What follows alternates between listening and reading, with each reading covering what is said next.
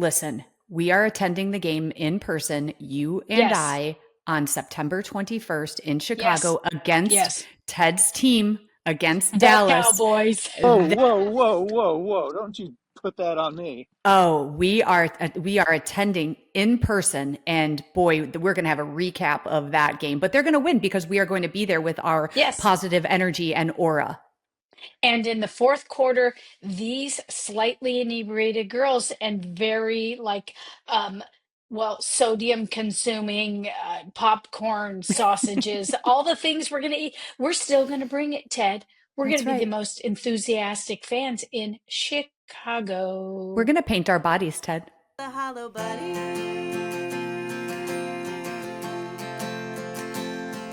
And we all feel hollow sometimes. Greetings and salutations, and welcome to the Hollow Bunny Leadership Podcast. I'm Kristen Zeman, and I am here with my gritty and graceful co-host, Sylvia Moyer. Yeah, what do you think about that? That alliteration was something. You do this in the Thanks. morning, like before Hmm. the sun comes up for most I do. normal people on the West Coast. Hmm. And I have to be gritty and gracious. It's the intention for the day. Thanks so Yeah, much. Okay, I will be both. Gritty is my new favorite quality in people. Grit. I love that. Made famous by the book Grit by Angela Duckworth, I believe her name is. And Hmm. she says the single most telling quality of success in people's lives is not intelligence, it is grit. Basically, Okay. the idea of stick withedness. And I find that to be true in so many aspects in life. So I get it. Yeah, it's super great quality. How does it differ from resilience? I mean, resilience is bouncing back when you kicked in the cooter or the I think they're whatever. cousins. I think they're first cousins twice removed. Oh, I don't know what that means at all, but I think that there is a connection there. I mean, resilience is built and grit. I don't know. Maybe the difference is grit is like grit is what forms resilience is that idea is everything is figure outable. I will not quit until I solve this problem. Then resilience is built through grit. Maybe. I don't know. What do I know about anything? super interesting. Yeah. It's interesting. As a kid, my dad talked about figure it the fuck out. Yeah. I was like, Fitfo. I have a t-shirt that fit says what? Fitfo. Figure it It the says fuck fit. out. Are you Fitfo. kidding me? Swear for God. Swear for God. Swear for Barton McCray Moyer. Swear. I Yeah. swear. So that's what you're getting for Christmas. You are getting a Fitfo t-shirt so you can just wear it Well, you proudly. you got me the coolest ampersand hat ever. Oh, Like thanks. literally the little gifts that you get me are like the most cherished little things. My disruptor screen t-shirt, my ampersand hat, Can we it's please just not forget the cheesiest gift I've ever gotten you? The model of a Southwest airplane. okay, but I love it so big. I'm not sure I'd get you as cool of gifts. Like I did get you one when we were gonna go to Paris with our spouses that do you remember? You could Yes. operate it with your iPhone and okay, we'll just pass. You also got me, see, you give very thoughtful gifts, and you Oh, also got me a calendar with penises. I Um, did. or is it plural? Is it peni when it's a buffet of penises? Well, It's it's a buffet of uh artistic penises like the Statue of artistic. That's right. David, and Yes, it was from yes, Rome. It's yes. classy. I classed up your peni. Yes, it is Okay. one of my most prized possessions. I will not lie, but that's not what we're talking about today. Today we're digging into an article from the Oh, October issue of the Harvard Business Review titled "Why Aren't I Better at Delegating?" by Elsbeth. It's not Elizabeth. It's Elsbeth Johnson. And it's a piece that hits a nerve for leaders because whether you're new to management or sitting in the C suite, delegation is one of those things we all say that we should do better, and yet we all stay stuck in the weeds. So let's okay. talk about the article. Let's talk about what it gets right. Let's talk about where we can push back and how we can reframe delegation in real life. So without getting into the article specifically, relying on my own understanding, I was always taught that we delegate. We delegate to folks to develop their skills. And I mean, isn't that what we were taught?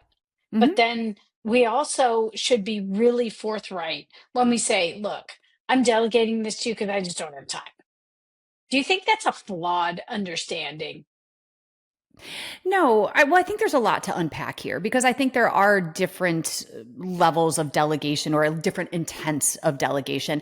I would like to believe that we fall on the more righteous side, is that I'm going to delegate to develop you. But you're right. When a lot of times it's, I just don't have time for this, get this off my plate. But regardless, I think we fail as leaders. And I know I've worked for a lot of leaders that were absolutely micromanagers that could not relinquish control no matter what. So regardless of the intent, whether, yeah, it's to develop or whether it's just to get something off your plate, I think the failure is when we can't follow through with truly allowing someone to have the autonomy to do the thing. Sure. So I think we could agree for all folks in leadership that delegation is important to complete the strategic work, to complete the mission, to get the business done. Yeah. And when we don't delegate as leaders, it leads to frustration and sometimes some contempt by those on our team. So we can, don't we just say, okay, we accept that, Yeah. and we can really dive into the other pieces more deeply. Yeah. And I think leaders get trapped also into their old roles. I know that sometimes it's hard to leave an operational role and move into a management role. I remember the most difficult transition that I went through, and that most people will say, especially in our field, is going from a sergeant, which is on the street, still with the troops, despite being in a supervisory role, and then moving to a lieutenant, which is middle management, but very much administration, an Yeah. administrative role. And that was the hardest role for me to transition. And I think that happens to a lot of people, that they get trapped in their old roles and they neglect the big picture work, and they think that it's only they can do it. So like a CEO who keeps meddling with, engineering tasks instead of leading at the executive level. So I think that it's important to remember that when you move up in an organization, your role becomes managing, or a better way to put it, I've always loved it described as getting work done through others, aka leadership. Yeah, I guess I do have to kind of push back a little bit on that. What if you are the only one that has the expertise, the experience? Then shouldn't you carry it for a bit and maybe co advance the piece until the person has some competency? Oh, yeah. I mean, I think we talked about that also as far as building the succession plan. I don't think it's any different in looking at these roles, in that it is our responsibility to train. Think about, let's go back to the self determination theory, which was made famous by psychologists Deci and Ryan. And what they said was that people want three things: they want autonomy, which is what we're talking about when we actually talk about, delegating, the freedom to choose.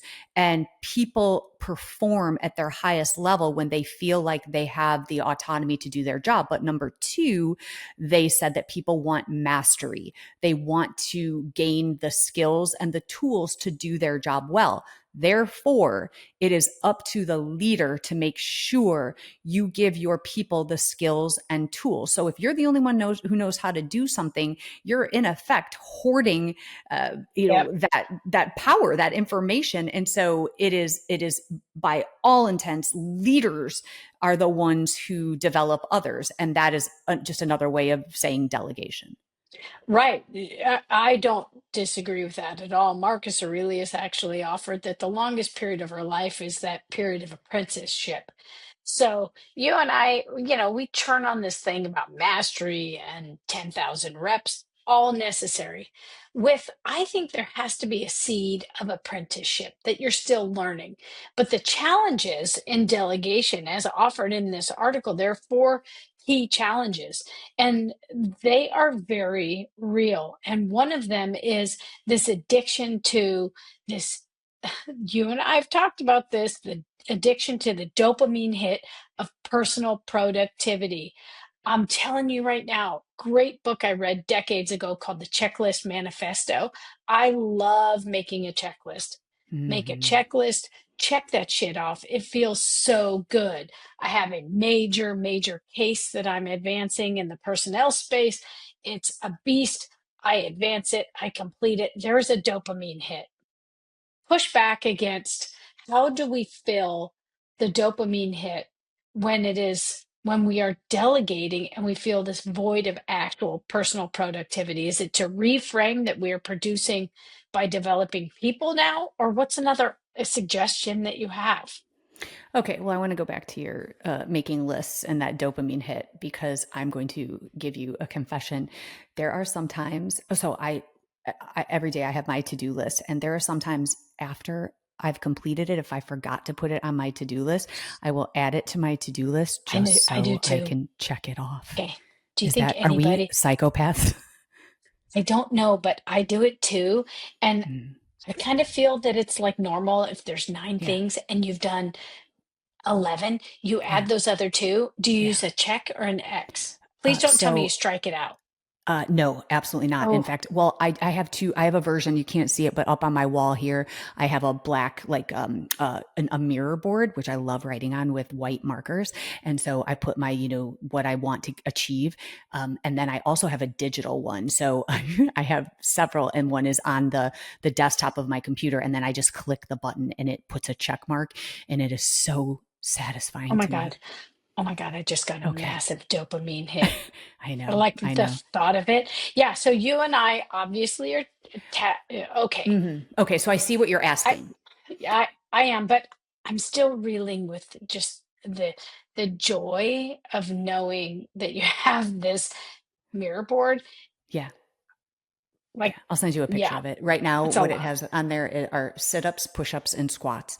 And I put a tick mark because today is my sit-up, push-up, and squat day. So that's what's up there right now, just so you It's a know. tick mark. It's a tick mark. Just tick marks, and then so I do 10 at a time. I do every hour on the hour. I do tick marks, and then so my goal is to do 100 a day. So that is what I'm obsessed with right now. Yes. Okay. But let's go back to your question. And the dopamine hit Yes. of productivity is the article's point is that context setting is harder when you're a Yeah. manager, when you're a leader. And so here, I think, at least the article pointed out, and I don't disagree with them, is that leaders can still make checklists about maybe projects, Sure. like good practices, reframe their purpose to get similar satisfaction. So maybe the project that we're working on here, the milestones that the team has completed, that has been delegated, and you kind of cross off the milestones. I think that would give a similar dopamine hit. But also, I want to tackle this for a second because maybe the better question is, do we really need to trick ourselves into loving leadership work? Because that's what this is saying. It's like letting go and letting other people do the thing. So how do we design a leadership role that honors both strategy and tactical involvement? So leaders shouldn't feel guilty if they still enjoy getting their hands dirty. So, but there's just got to be a way to check that box, I guess. I would say you and I have discussed this. I'm a workhorse and not a show horse as a number two. I love it because I just get to get shit done. Mm-hmm. Um, I think acknowledging that we have a need for the dopamine hit and finding other ways to get it is the most honest thing to do. And the Yeah. new dopamine hit is watching someone, delegating it to someone, standing Mm-hmm. beside them, guiding them through it as a developer, giving them nudges toward growth and achievement. And that is reframing the dopamine hit. For sure. For And I sure. just think we acknowledge it and move on. Yeah, agreed. Yeah. Hey, this figure out another way to get that dopamine hit. That I think that's the easiest way, not to water it down, but yeah, that's simple. So let's go back to what the article talks about though, deciding what to delegate. I liked the questions that were posed by the author and the best and cheapest test. Which I liked. Am I the best and cheapest person to do this? If not, delegate. And leaders should hand off tasks, but give full context, the why, the desired outcomes, the timeline, and the behaviors. I think that's where leaders fail. I think that they don't give full context. And you and I have discussed this before using the example of coconut milk, where I was given a task by my son to go get coconut milk. And I got home or I went to the store and I saw that there were 42 different flavors of coconut milk. I didn't know which one to get. And that is because I wasn't given the full context of why. I wasn't given the desired outcome, the timeline. And so that is where leaders fail. They don't adequately communicate their vision. And so, just an important note, when you are deciding what to delegate, you have to give the full why and the outcome that you are looking for. Right. And there's the limited definition of the work is a major, major Mm-hmm. challenge. Your challenge in getting coconut work for this concoction that Jake was creating, it was not clearly stated to you. You did not either understand that there were that many options or somehow interact with him to clarify if there's some specificity to all the array of coconut Mm-hmm. milks. So that's a really important piece. It's this to understand the work and understand what is expected in defining the work. That's a big challenge to overcome. Mm-hmm. Totally. Can we go back though to something I don't think the article adequately touched on? And that is that sometimes, okay, I want to know like, how do we know the sweet spot of delegation? Because sometimes being in the weeds with your people is how you earn trust and credibility. And so if you've ever worked with someone who has seemed too removed, that it can feel like abandonment, right? So there's a balance between stepping aside and rolling up your sleeves alongside your team. So I don't know the answer to this, but I know that people grapple with the sweet spot. What's too much letting go where, and I don't know, just tossing that out there. I'm not sure there's really a calculation. There's this, I think I look at outcomes versus outputs, right? Outputs is like it's the number, right? The Mm-hmm. outcomes, it's what change was affected. How did the person grow? How was the client satisfied? How was the mission advanced? I just, I'm not sure we can answer it, but there's a nuance and an emotional intelligence and discernment that has to be inserted into any delegation. And it's really tough. It's tough because there are standard places where you check in with the employee that is carrying out the work to Yeah. ensure that they have the support, the direction. And I think the primary responsibility of the leader in delegating work is to clear the path of obstacles. That's There's a right. clear line of sight between the employee carrying out the work and the goal. And so I'm not Yeah. sure we can actually give a number to how do you know? Right. And I think that's also instinctual, also followed by a project management timeline. And I'm kind of taking myself back to a major project that we implemented in the police department, and that was new policy. And that was a giant undertaking. So a committee uh, was doing the work, but I would pop in at the milestones where, hey, is this chapter written yet? And then to your point, the question was, what can I do to remove any barriers for you guys? So I think that's an appropriate way of doing checking in. And I think you almost, I'm trying to answer my own question here, but I think you let the teams decide how much or how little is, do you need me for anything? And if the answer is yes, we could actually use you for this to remove a barrier, by all means. So I think maybe just asking the question, and it's almost the same thing that we do when we support each other in friendships, right? Is tell me what you Ooh. need from me right now. Do you need me to help? Do you need me to listen? Do you need me to solve a problem, or do you want to just run with it and I'll sit with you? So I think that there's something there about teams and leading teams as well. Oh, for sure. And slight off ramp. I recently heard it was Simon Sinek that was talking on um, a pod or something about a friend that checked in with him. He didn't have time to answer the call, but then when he checked in with his friend later, the friend had a real need to be supported, and he described how research informs that you just need 8 minutes. Mhm. You, as a friend, call and say, hey, I need 8 minutes. I can step out of something for 8 minutes to support you. I can put something on the back of an actual stove for 8 minutes and then come back to it. And there's a real strength in recognizing that it is a small piece of time to connect. So back on the road, the on ramp is, I think there's a real strength in the intuitive nature of the work, right? So do we want to? I think most people that come to us and say, okay, I'm having a real hard time with my boss micromanaging, or I'm having a real hard time delegating. There are some strategies that were offered in overcoming some of the challenges in delegation. And one of them is our fave, which is create checklists, right? Mm-hmm. So Mm-hmm. that resonates for people like us. But what are some of the strategies to overcome challenges in delegation that really resonated with you that we could offer for folks? Yeah, I think that for me it was about the expectations, and I Mm. think that that just cannot be underscored enough. Is that that's how we see that projects fail and teams fail, is because the expectations are not clear, and the leader then doesn't give. Again, the desired outcomes. Um, I think that we really need to put a finer point on the fact that leadership is not just about delegating, but making sure that people are brought into the conversations and what the outcome looks like. And we talk about this all the time, and also giving the teams the opportunity to point out some blind spots.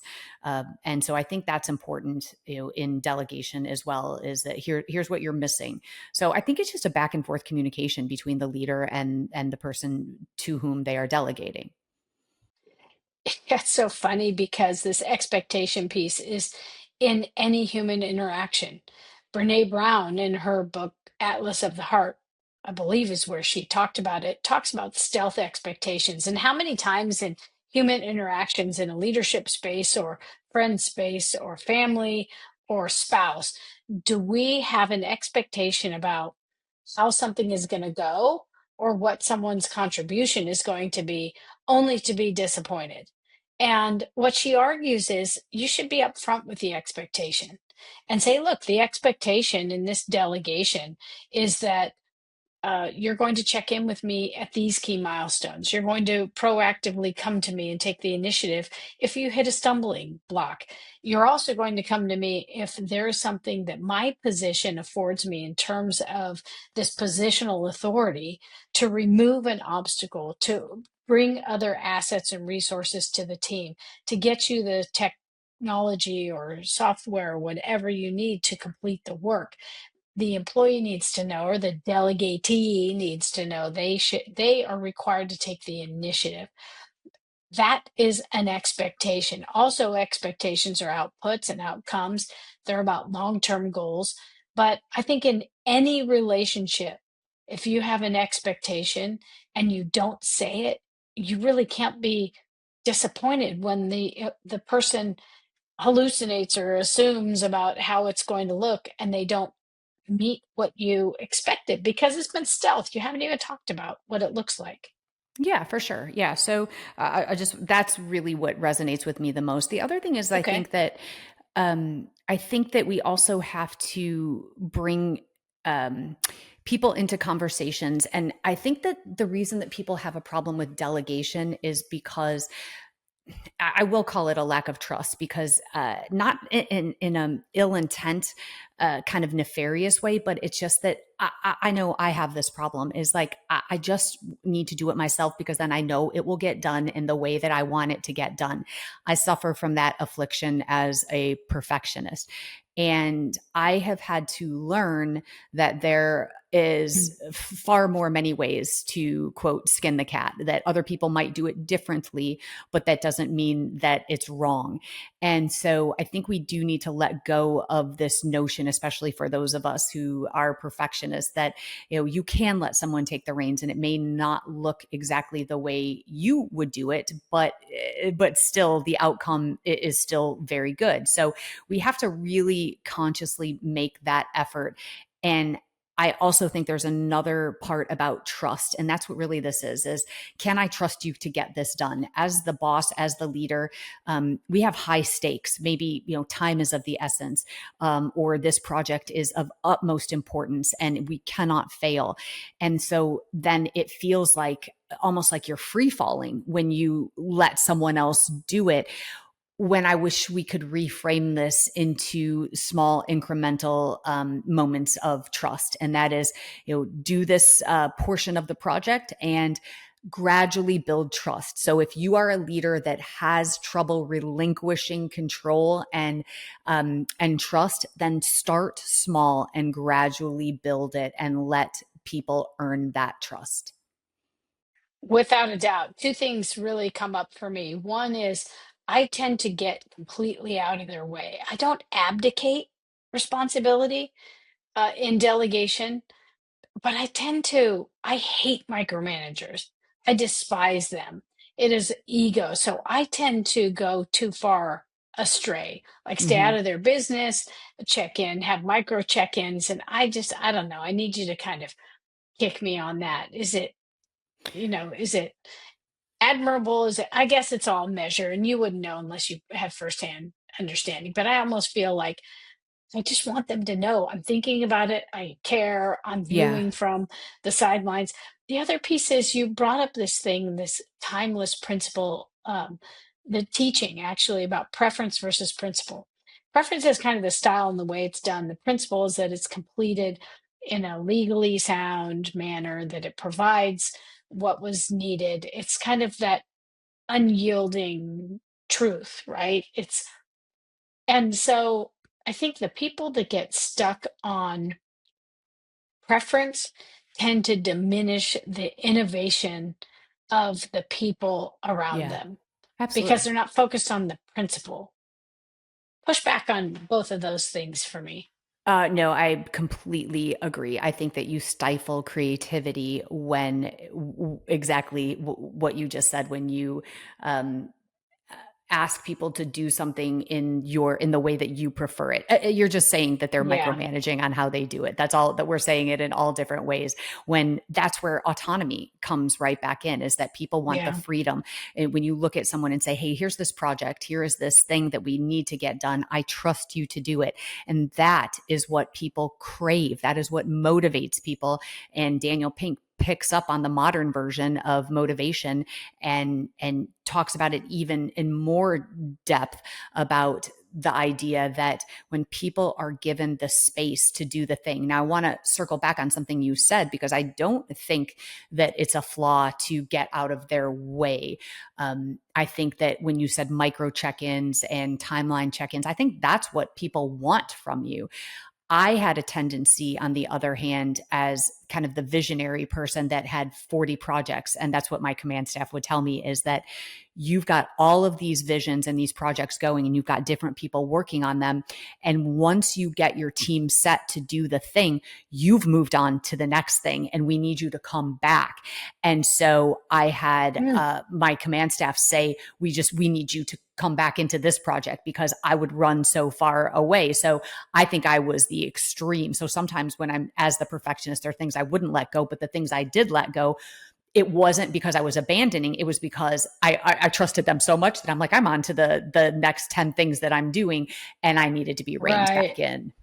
Well, and cool on you that you created a team that would give you that honest feedback. I think one of the things for overcoming this challenge and so many others is teaching teams to initiate, to ask Mm-hmm. questions, to make decisions by providing them with demonstrated context, examples, of how that is done and the psychologically safe permission to do exactly what you're saying. Yeah, it's our pods are replete with examples of you stepping in and saying, look, I want feedback. I want you to throw spears. I want you to kick me in the gut. I want you to give me this. That is a built capacity, Kristen Zeman. And so that's one of the things with delegation that's absolutely necessary, is to have agency and self-esteem and confidence, and an outward focus where you're delegating to develop the capacity of the team. So you struck on something really important. I hope people go back 10 seconds, 15 seconds, 30 seconds and listen to that again. That is an intention and purpose. If someone doesn't have that naturally or hasn't built that capacity, that they create that capacity in self and team. Yeah, makes sense. I loved the article and how they brought the most important thing to the surface, I think, which is the patience factor and Oh, the okay. honest truth, the truth bomb that delegation is slow and it's messy. And that is where, again, that I think leaders fall into where they fail at delegation, because it becomes at this moment where it's like, this isn't getting done fast enough for me, so let me just take this over myself. So um, we have to resist that idea that it's not doing it fast enough. So if time is not of the essence, if we're not talking about something that needs to be done yesterday, then resist the urge to step in and let it unfold. And I think in that time that you're going to build better teams and stronger strategic focus with your people if you just let go and be patient. Yeah, and that is difficult for high-speed folks. And Marty Linsky, Ron Heifetz, and Leadership on the Line talked about how we should change in an organization and institute change at the capacity of the organization, not our own capacity. So there's an assessment that needs to take place there. One of the case study examples that was provided was a managing director delegated 40% of meetings and 25% of tasks. That led to the team being more satisfied, focusing on strategic tasks by the leader instead of that 40% of meetings and 25% of tasks really advance the organization. And that was compelling. I Mm-hmm. thought that was a really compelling case study that was provided, and an urging for those of us to really examine, how are we delegating even meetings as well as tasks and projects. That's right. And that's a really important one too, because we know that in meetings, it's usually those who speak the most are the ones with the highest title or rank. And so we need to also get into that delegation mode when we're in meetings, because people have deference to rank and leadership. And, you're stifling people's voices, not on purpose, but just because those who don't feel comfortable speaking up and speaking out. So, delegating some of those meetings and letting other people take charge. So I think the article, I didn't learn a whole lot in the article. I have to say it was most of what I already knew, that delegation is essential, but it's not a magic wand. The article makes a strong case that leaders have to let go in order to grow. We get that. But the reality is that it's messier. And so there are times when leaders have to be in the weeds with people, because that builds trust. And sometimes that tactical work keeps you engaged. So, I'd say my biggest takeaway is simply this, is that as a leader and how you delegate, what matters most is why. Are you holding on because it serves your ego, or because it serves your team? Are you delegating because it makes you efficient or because it makes them better? And the answers aren't universal, but I think we just have to ask these questions of ourselves. And I think that's what separates Hollow Bunny leaders from those who add substance. Right. I agree with you. There wasn't a lot of learning, but some affirmation. Mm-hmm. And my big takeaway is that leaders should embrace kind of that context setting work, and encourage the culture in the organization that really values thoughtful, purposeful, engaged delegation without abdication of responsibility for the growth of the organization. So, Love it. really, the urging is examine what you're delegating, how you're delegating, and make a real solid bunny intention toward doing it for the reasons that Kristen just described, and perhaps in the manner that may just nudge you into doing something that might be uncomfortable for the good of the individuals and the collective of your organization. Yeah, love that. I don't, did we miss anything? I don't know. No, I, I don't think so. okay. All right. Some Well, good stuff to chew on. bunnies, you'll let us know if we missed anything. So, if usual, if you guys like this podcast, please subscribe to it. Please hit that like button, that thumbs up button. Please review it. Please tell everyone you know about it. You can follow us on Instagram, on Facebook, on YouTube. If you didn't like it, well, move along. There's nothing more to see here. Everyone, keep filling your own bunnies and please keep adding substance to others. Bye. Bye. Bye. Good. Bye. Bye-bye.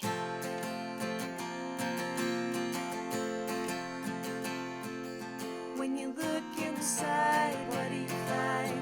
Are you content to fall behind? When you lose your way and you falter, why have courage and get ready to fight the hollow bunny?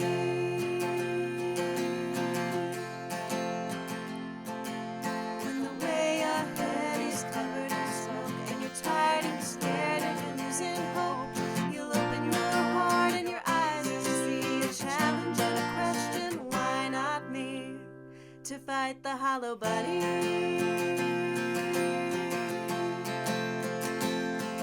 And we all feel hollow sometimes, but the monsters are only in your mind. It's a tough pill to swallow, but if you're brave and kind, you'll be alright. If you fight the hollow bunny.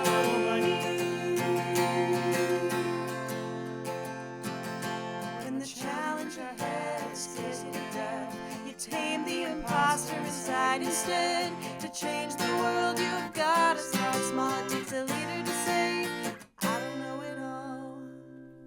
And I know I'm gonna fall, but I'll pick it up and come back stronger. Failing forward and moving onward, doing the hard thing and the right thing, forever fighting the hollow bunny.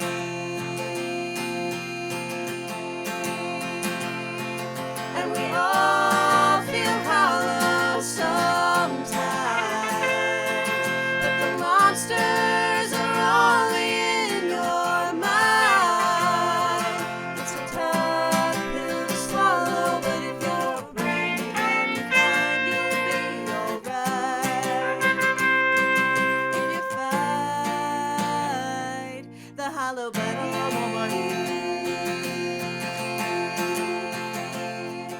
If you're tough on the outside but empty within, something's gonna crack, you've gotta start again. You're tough on the outside but empty within, something's gonna crack, you've gotta start again. The monsters are